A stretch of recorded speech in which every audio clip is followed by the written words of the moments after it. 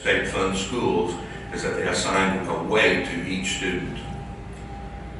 To take, for example, take a second grader. If you have one second grader, they put in the formula a 0.8. So actually a second grader is less than a full human being. A lot of different ways. But definitely so in funding. But let's say it's a second grader who is also classified as gifted and talented.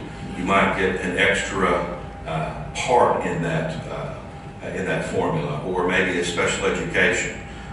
And what the state does is they pay you on the highest category of a particular student.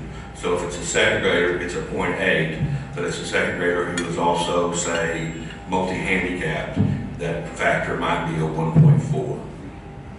So they add all of your students up according to your categories and to get your waitership. Again, in 0809, 6,500, and this year right at 7,800. State aid. This is what the state uses, the school district, per that weighted ADM number. So for a second grader that gets a 0.8, let's say, well, we'll do the math here. Let's say a second grader is a 1.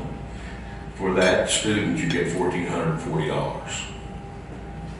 That was in 0809. It dropped $300 next year. Stayed pretty even the year after. Went up just a little bit, what, $23 in 11-12. 12-13 dropped again. And then has gone up a little bit in 13-14, from 11-42 to 12-22. But you can see the difference between where we were in 0809 per student, a little over $200 different per student. To us, and here locally in the Bixby School District, it equates to roughly $300,000. Difference in what we would have received in 0809 and what we received.